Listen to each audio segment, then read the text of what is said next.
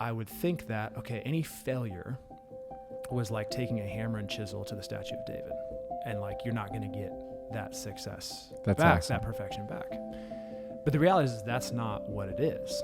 That's not the direction Jesus gives us. That's not any of that. It's actually in Christ, we have the status of that. That's the gift of God. But we're actually the marble block.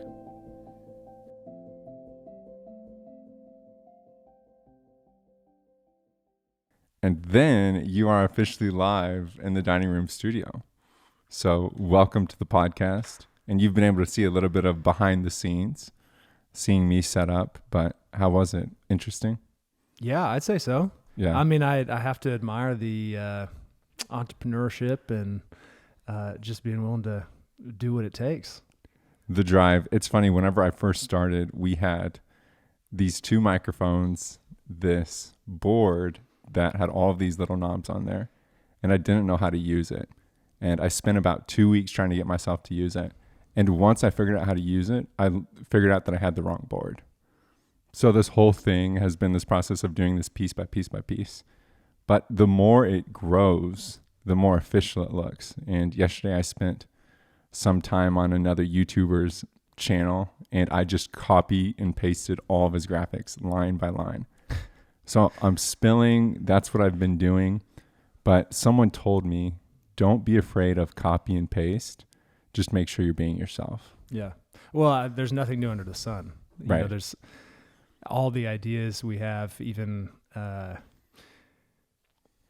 mean, the ideas that we have that seem original to us. Heck, this was in a Ted Lasso episode recently where he comes up with this idea called total football. And it's, he's by himself. He does it. Yeah. Well, it's, it's like 40, 50 years old. Mm-hmm. Even though it was original to him, it's not like actually original. All that to say, that doesn't discount anything. Right. But, and they said Pep Guardiola, and I did not know that Pep played there, but that makes so much sense with tiki-taka. With Spanish soccer, they did total football as well. And those Spanish midfielders on Barcelona with Andres Iniesta, Xavi Hernandez, Sergio Busquets, and then Lionel Messi, that was what made me love soccer, was that Spanish midfield. Hey, that's very cool. You know a lot more about soccer than I do. My experience is City League and Ted Lasso. So when did you start playing? Depends on how you define playing. I would say I played a City League with some friends here in Lawrence back, this is probably 2014 or 15. And then I've played maybe 3 indoor leagues since then. And this is an outdoor league.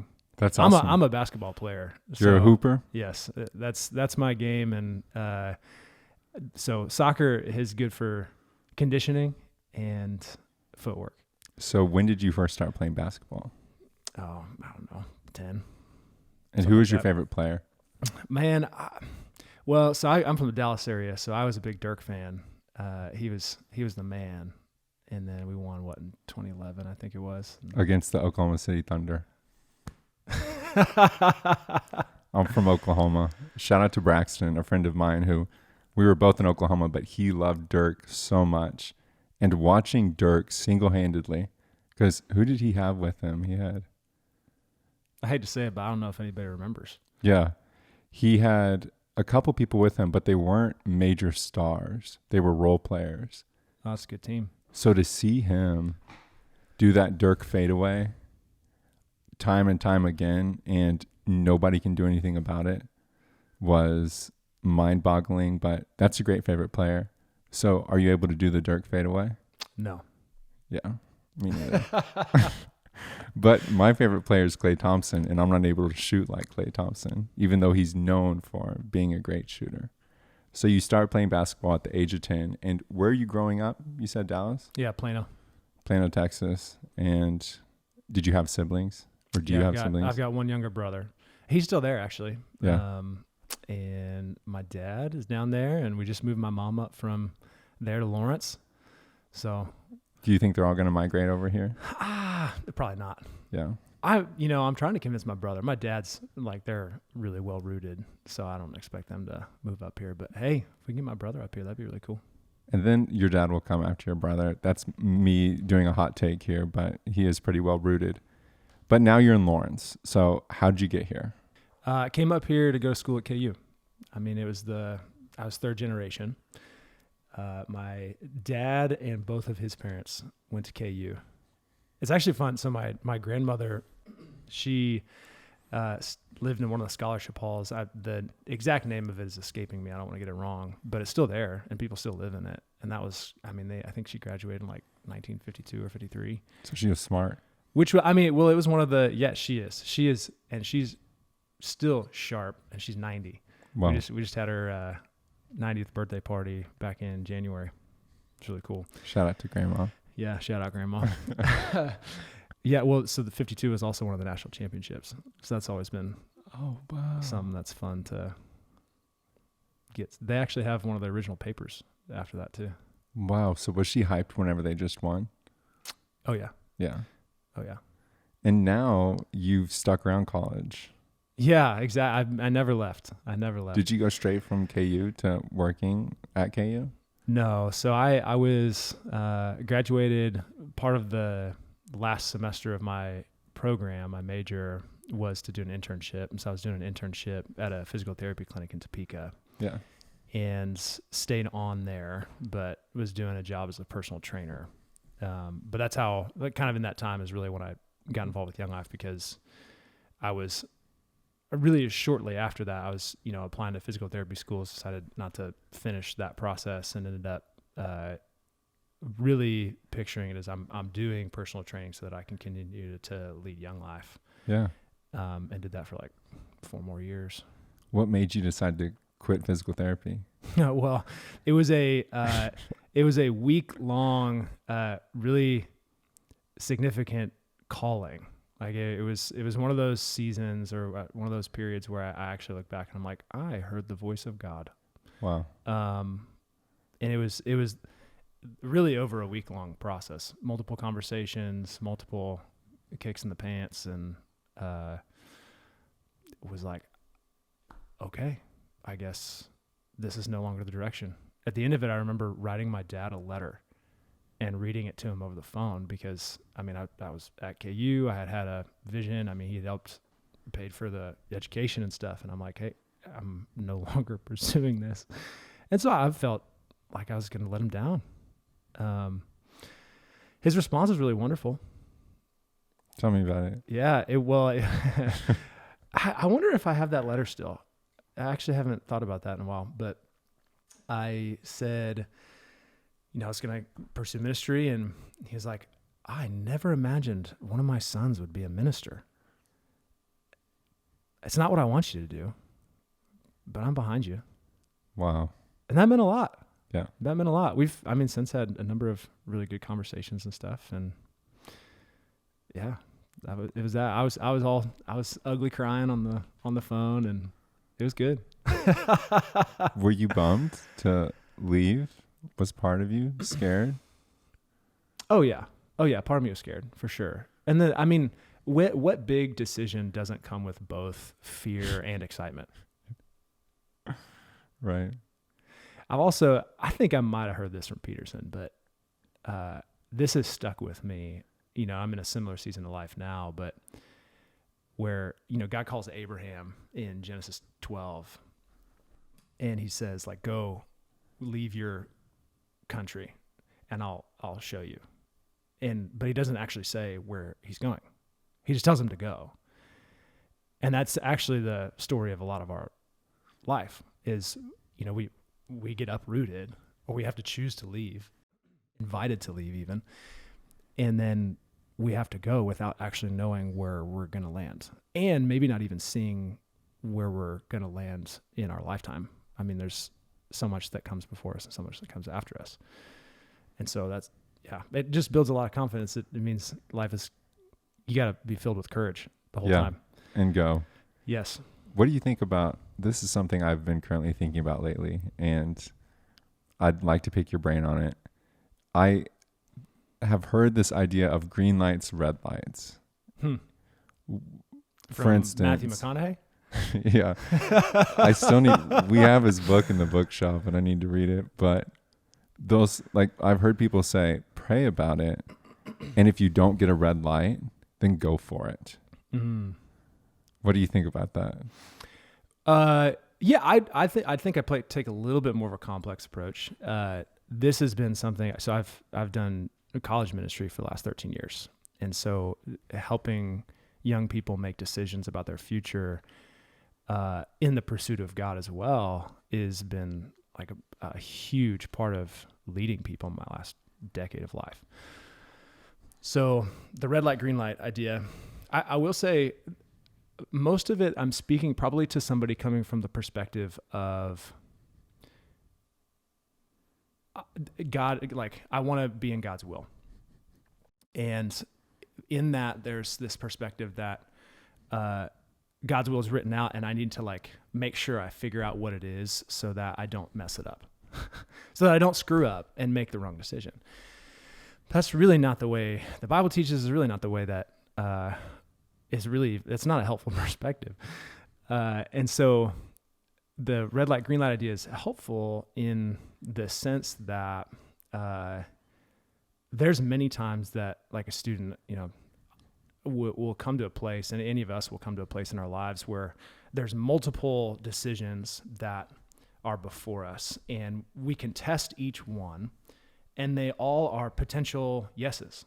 They're all potential options, but they're going to probably lead in very, very different directions. So the question is, what the heck do I do? How do I make this decision well? And so you pray about it. Well, say you pray about it and you've still getting I don't know for sure. And there's still 5 options ahead of you. And there's a lot of, anticipation, a lot of potential, a lot of fear in that. And so I think the way that I've developed to encourage students to process through this, and this isn't comprehensive, but at least a good starting guide is, okay, will this decision lead you towards the Lord or away from the Lord? Maybe a sub question within that is there anything in the scripture that would like tell you don't do that? And then, God made us and placed us. He's, determined the boundaries of our lives. And so we can also ask questions like, all right, if it fits there's nothing that's going to be explicitly leading me away from the Lord in this, then what are the interests that I have? What is the experience that I have in my life thus far? That's also been shaped by the Lord. And then what are the gifts and skills that I have? And how might those apply in these areas? And you might still, that might help narrow the field. That might not help narrow the field, in which case you can't steer a ship that's docked. And you have to steer, like God can steer a ship that has set sail. And I think there's the fear piece of that is like, well, what if I make the wrong decision and it goes bad and like then I messed up. Like, you could see it that way, or you could go, there must have been something in that decision process or in that span of life, even if you get redirected, that was necessary to be learned. Something that was worth it for. In which case, and this is the beautiful paradox of walking with Jesus, is that it can both be outside of God's will and within God's will all at the same time. You could make the quote unquote wrong decision and it also not actually be the wrong decision. Like, you don't have to be afraid that it's somehow messed up everything else. And that's really freeing. Mm-hmm. And so I think, that's how I coach students, and also think I've learned all that on the back end. Yeah. It's not like I went into college with that perspective, and I would have approached college entirely differently. Where were you when I was in college? That's what I was thinking of when you were saying all that. Yeah. Because I had so many moments in grad school where I was like, what do I do? And one of the deciding factors that helped me make my decision was this woman that I was dating at the time that I really liked. She was going to be around for another year. So it's like, okay, I'm going to fashion my decision around that one point. And what I've seen in my life historically is with tough decisions, it's finding different things that I can fashion those decisions upon and then building upon there. It's like, okay, I want to work with talking to people. All right, that being said, I should not be a programmer for Google Translate. Scratch it off the list and then going from there. But your comprehensive answer is much better, and I may use it as a YouTube video. I have a question about college relationships. Okay. Now, and I don't mean to get when like you say relationships, are you being specific about what kind? I'm talking romantic relationships. Okay. And I don't mean to like get some statistic, but I would also say students even define relationships really differently than that's true. we did when we were in school. Like there's this whole process of you like, first you probably DM somebody, so you slide into their DMs, because that's the lowest commitment, attempt at like planting a seed that you can, and then, or otherwise shoot your shot. Those are all the terms, and then after that you might text for a while. There's this period of where you're talking, and that's where you're talking because there's interest, but you don't want to say there's any interest that would commit you beyond talking. And then you might hang out. And so that happens. And then dating is considered really, really like you're boyfriend, girlfriend, if you're dating, basically. Yeah. If you're actively going on dates with one another. Yeah. So another coaching point for me with college students is I'm like, hey, what is a date? Like a date is just a clearly defined, I'm interested to get to know you because I'm interested in more than friends. That's it. Like it doesn't have to, you're like it, but it feels risky because you kind of got to put yourself out there in order to do it. And I just asked somebody on a date. And so I think probably the way our culture's begun to communicate has made us fearful of others' responses and all those things. But I've also seen some students do it really well. Yeah. And that's been really fun. So do you have any good stories? You don't got a name drop. But. Oh man. If one comes up, I'll tell. You'll share it. Yeah. Yeah. It is risky. Do you think there needs to be dinner at the date? No, definitely not. I think a great first date is when you do something together. Like, you want to be able to talk, but like maybe you go on a walk at a park and then you have snacks and then you walk back to the car. Like it could be something that you can meet somewhere, driving separately. It kind of depends on how much risk you're willing to take. Like, hey, let's drive into Kansas City together. Well, you got an hour drive from here where you're like stuck in the car together, and that could be very awkward, especially if the date doesn't go well. Or it could be the story that you're telling all your friends if the date does go well. Yeah. So I'm a big fan of, hey, go do something together, especially if you're not super confident just talking to people, is do something. Yeah. Why do you think movies became such a big first date idea? Because it's a terrible first date. I know, right? Well, I love stories, and I think movies create that, and you can react to the stories together, laugh together, and then you have this shared experience where you can reference back to various things. So I see the value in it. Yeah, I agree that it's not like a great first date, but there's value in like having a shared story or experience to look back on. Inside jokes. Yep. See, I think movies, for everybody who's listening, who's thinking about dating, I think movies should come like 5th, 6th, 7th. I think that 1st, 2nd, 3rd, 4th needs to be, like you said, go walk, ask one another a lot of questions, and joke, have fun. That was one of the best tips I ever got whenever I started seriously dating, was have fun. Mm-hmm. And that means so much, particularly with Christian dating or people who are Christians who date within the same church and all this stuff. It can get really messy, and there can be a lot of pressure and guard her heart, guard his heart, and don't do this and don't do that. And we can overthink so much. And going on dates, you aren't able to have fun at all because you have all of this in your head. Mm-hmm. So one of the best things I ever heard was, hey, have fun, go enjoy it, go be yourself. And if it doesn't work, it doesn't work. Yep. So what's been your favorite thing about working on a college campus? It is such a transformative time of life, and people who are in their college years are often very open to new experiences, new conversation, new friendships. And that's really exciting because it allowed me the opportunity to see people grow and help them grow. You know, I had a mentor once that he said that in your 20s, you set a trajectory. In your 30s, you set your habits. So I'm trying to set some habits right now. Come on.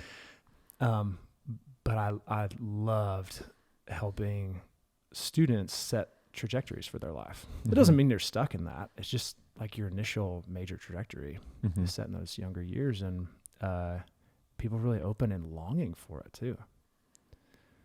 What does that look like? Opening and longing for it. Well, students come on to like campus, KU, and there's like, you could probably boil down some of the questions folks are asking to 3 different things. Especially early on, they're asking, like, where do I belong? Like, who do I belong with? Another question is, who am I? Really? Like, there's a lot of self-discovery. It's the first time that you're away from your family. Especially if you had a well-established family, it's the first time you're out and gone and having to make, you know, a lot of independent choices about your trajectory and who you want to be or what you want to shape you. And then I think the third one is probably something along the lines of, do I really matter? Like, do I actually have agency and influence in the world? And how do I want to do that? And my experience, I think the first 2 years, so freshman and sophomore year, most of the students are asking, like, where do I belong? Who do I belong with? They're trying to find friends. And that's going to help give some shape to, like, who they see themselves as. And a lot of time, those 2 things maybe go together. Like, maybe they're a type of personality that is, like, really strong about, this is who I am. And so I'm looking for friends that help affirm and steer that. But some of them, they don't really know. And so they're looking for friends, and then they'll be able to adapt. Like, oh, this is kind of who I see myself as based on how I interact and feel with the people I'm around. Pros and cons to both of those. And then at that entering junior year switch, or during junior year, oftentimes students shift from who am I, where do I belong, to what am I supposed to do with my life? Like, what's the impact that I hope to make? And that's been a fun dynamic to view. Yeah. You know, that's, you know, you see a lot of maturity happen in that. One of the cool things about what you're doing is that whenever I was in college, it's a bubble. And you are talking to people who are your age 99% of the time. Your professors, not your age. The people who cook your food, some of them are college workers, some of them are adult staff. Those adult staff aren't your age. And then every now and then you may go to an event involved with the community. But for the most part, it's always people who are your peers and who are your age. Now, one of the coolest parts about college ministry is that they will have full-time staff members who aren't college students, yet they're not too far away from being a college student. Yet at the same time, they're also adults who have had some time as a full-time professional.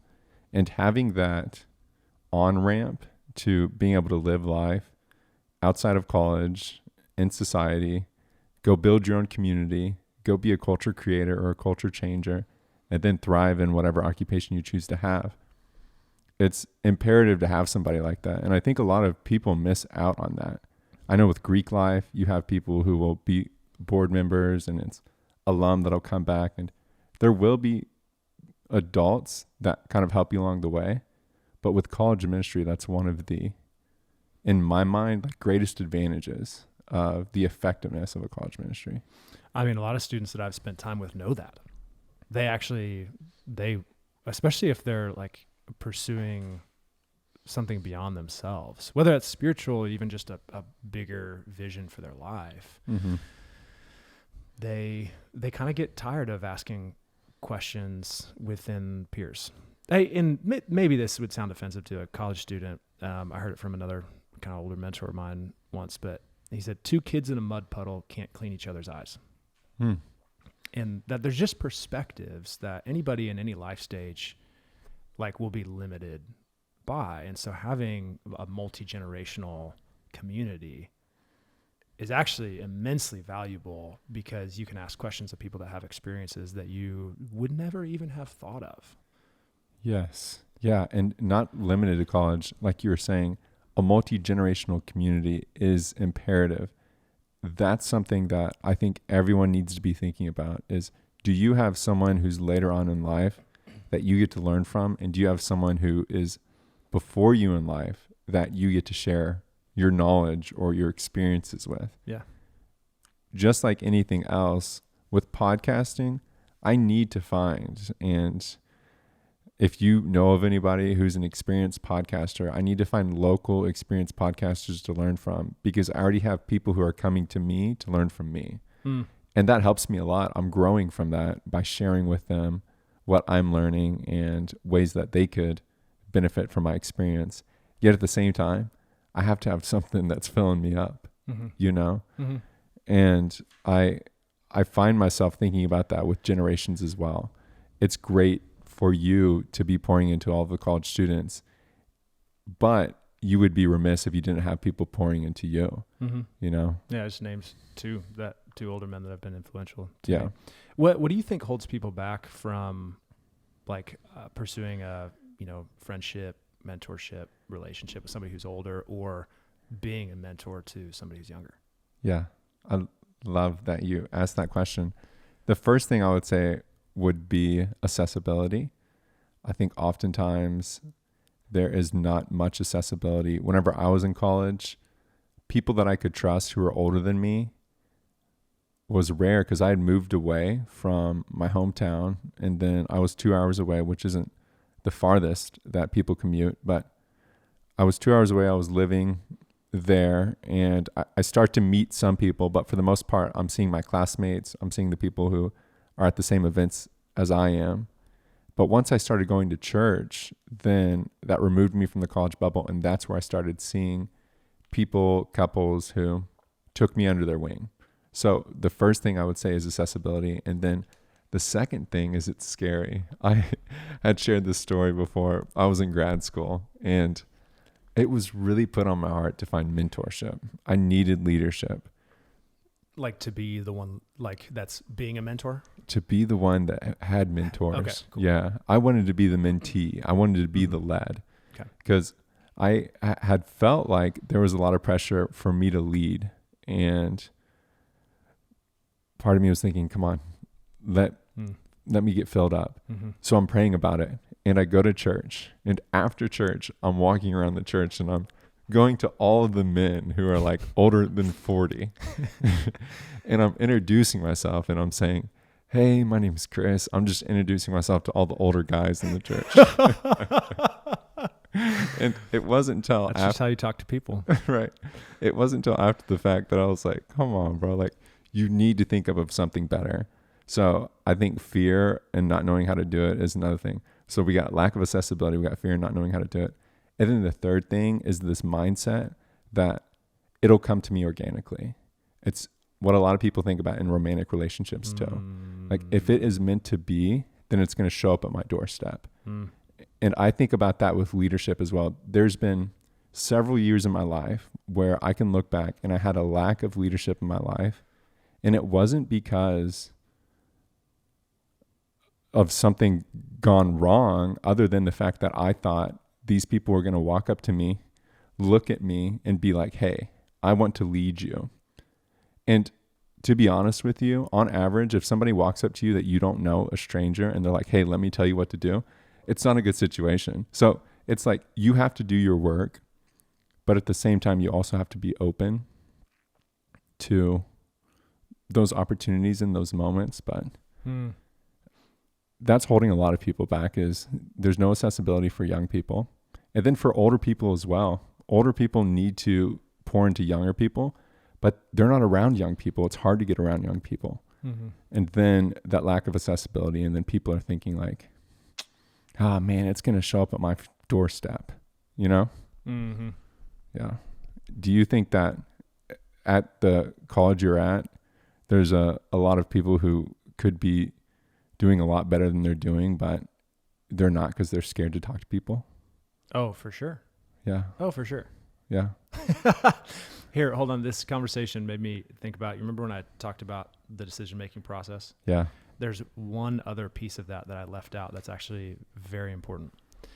It is the question, what do the people who know me really well and love the Lord say? Like, what's their perspective about these decisions that I'm facing? That's huge. Mm-hmm. Left it out. But So this is helpful. So what were the other points? Because I want it all in summation together here. So Yeah. So the first, if you're like, you've got multiple potential decisions before you that all seem like valid options. I'm writing this down. Yep. The one is, okay, like, does any of this, like, would it lead me away from the Lord? Mm-hmm. Like, compare it to what God has already said in the So scripture. professional shoplifter, that's not going to be it. Yep. And then the next one is, then you can go into like how God's shaped you to this point. So things like, what are the interests that I have?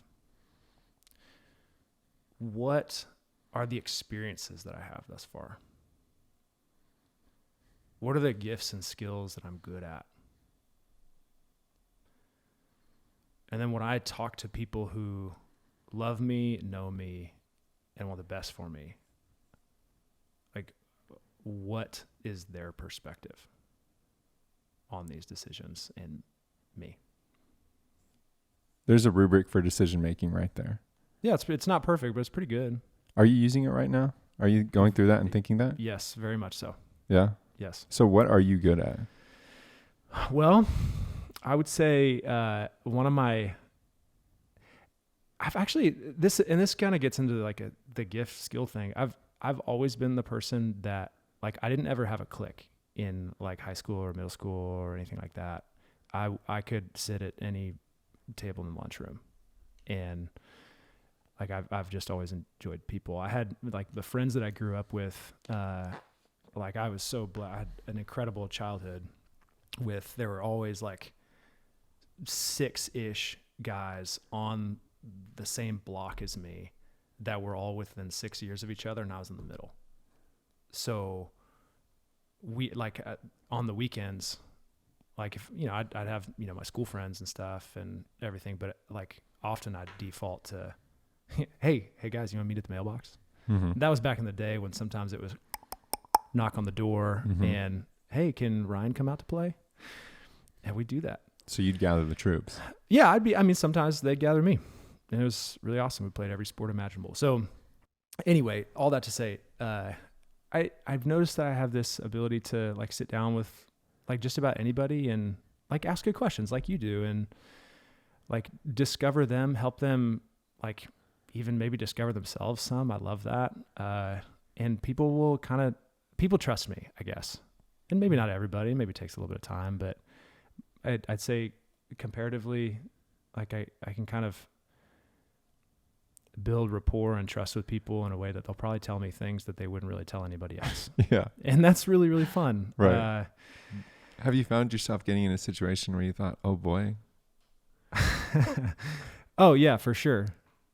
I don't know so much in like the spontaneous moments, because people don't divulge the deepest stuff at those points. But yeah, I mean, sometimes we like come into good friendships and love people that are in positions where it's really challenging, and it's really challenging to be helpful. It's really challenging to like be there for them.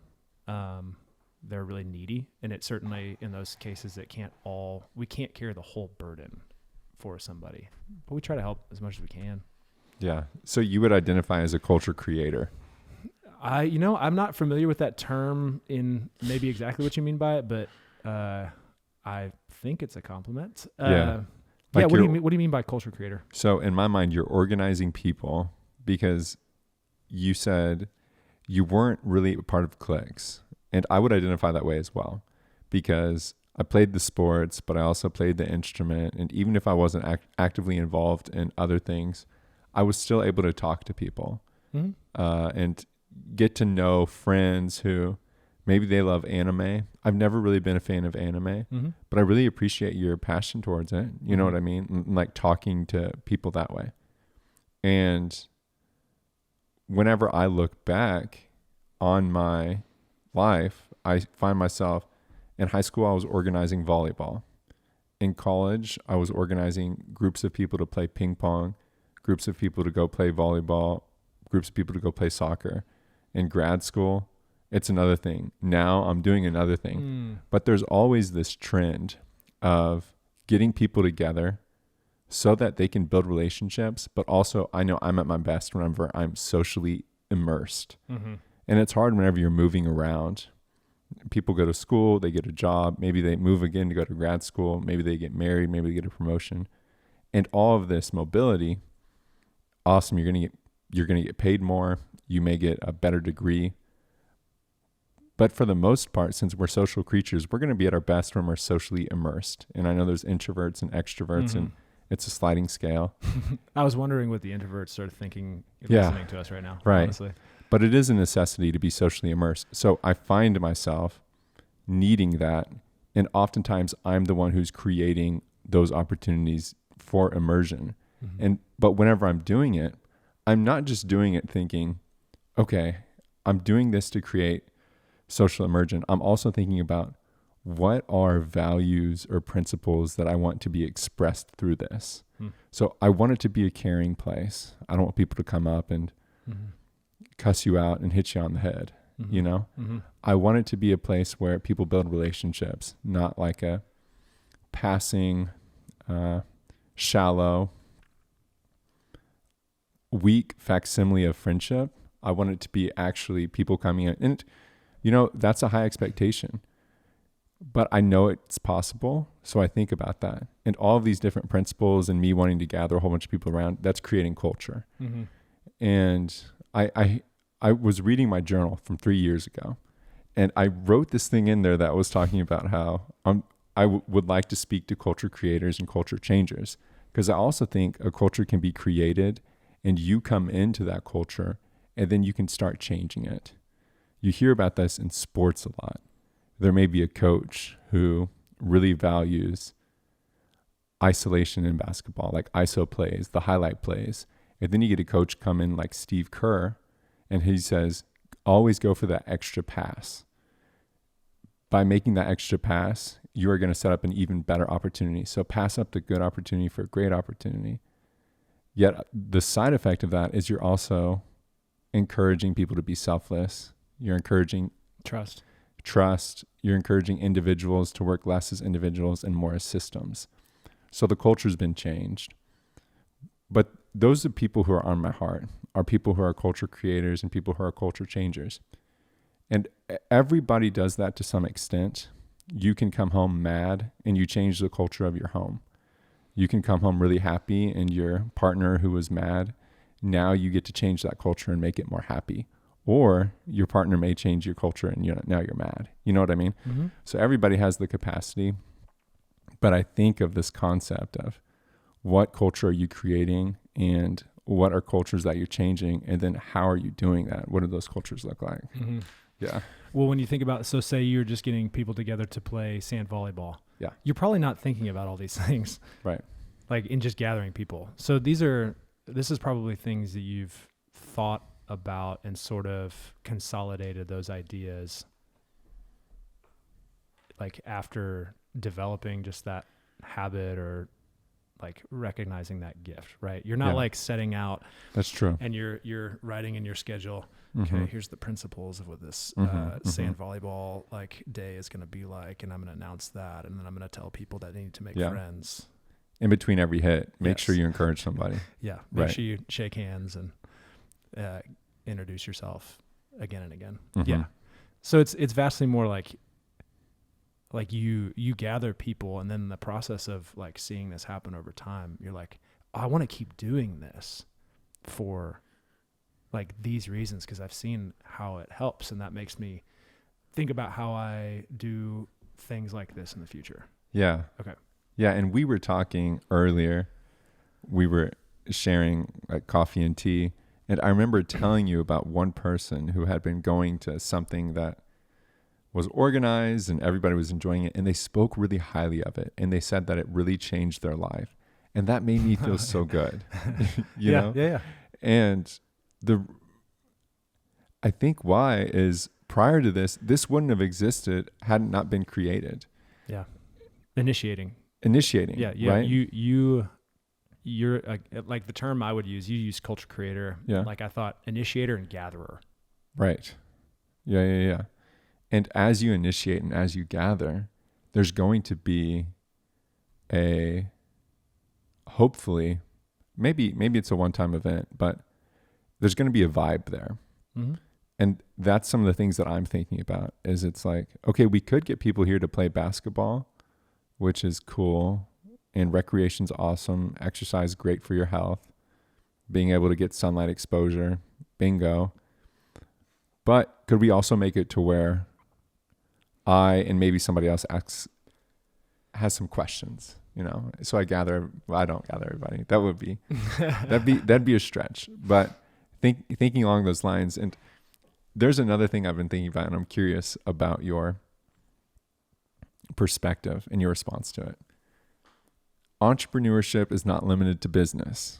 Mm-hmm. Many people think entrepreneurship, they think of business. This is a successful entrepreneur. This is someone who's created a successful business. But entrepreneurship is in itself building an enterprise and then creating an enterprise that sustains itself after the creation in a way that doesn't beat up other things in a constructive manner. So people who, I hear people, I watch YouTube videos and they're talking about entrepreneurs are born, they're not made. And lately I've been thinking about it. It's like, if you build a group of people and you build them together, you gather them, you initiate, you set a schedule, you also set some loose outline of what everybody's going to be doing. That's entrepreneurship. Yeah, I'd say so. I'd also want to know, for the folks that are like entrepreneurs are born, not made. Yeah. I'm pretty sure the stat is that like entrepreneurs like fail at trying to create a business like 30 different times before they're successful.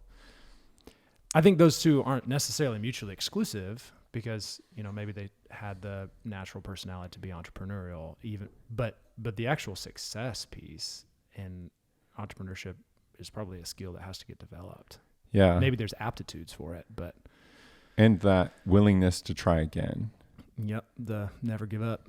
Yeah. Never give up, even though or know when to give up, depending on what it is, when to let something die. Yeah. And Simon Sinek. Yeah, I'm familiar. I've not paid a ton of attention, but I know who that is. Yeah. He had that big TED talk about what's your why. Mm-hmm. And he did a really cool circle diagram with why in the middle and everything going. And I think of it kind of like that, but with God. Like people be like, what's the priorities in your life, Chris? And then I'll be like, well, relationships are, and they're like, oh, you didn't say God first? And I'm like, well, it's difficult to put God on a list of like organic material with everything else. So essentially God's at the middle because without him, none of this would be possible. But Simon Sinek says, what's your why? And your why is in the middle. I was listening to him the other day and he said, it shouldn't be off the table whenever you're presenting ideas to say, hey, this may fail, but let's try it. Mm-hmm. Because people will be like, hey, you can't have a plan B. It's plan A. Either it's going to work or we don't try it, Yeah. But not being scared of failure and being like, hey, this may not work. And even presenting that, it alleviates a lot of stress and a lot of pressure. So when you say you need to know when to give up, that's what I'm thinking of. Yeah. Can I share an analogy that this just brought into my head that I've found really helpful for myself? I've shared a lot with students. Yeah. I'm definitely in the fight, flight, or freeze impulses. I'm a freeze. I hate it. but my natural is to like, boom, stop. And it's kind of an assessing mode. And not everybody's like that. I've noticed, maybe this is like an older, like I'm the oldest kid thing, however you want to chalk it up. Like I can be kind of perfectionistic, can be really self-critical. So I guess I've applied this to like my spiritual life, but it actually applies to all areas of life. And my expectation of myself for a long time was I'm supposed to be like Michelangelo's statue of David. Right. Like I'm supposed to like excel and be successful and be God, spiritual sense, be godly, be like never fall into sin, never give into temptation, like be the best leader, husband, father, et cetera, et cetera, et cetera. And that's a lot of pressure, right? And I would think that, okay, any failure was like taking a hammer and chisel to the statue of David. And like, you're not going to get that success back, awesome. That perfection back. But the reality is that's not what it is. That's not the direction Jesus gives us. That's not any of that. It's actually like in Christ, we have this status of that. That's the gift of God. But we're actually the marble block.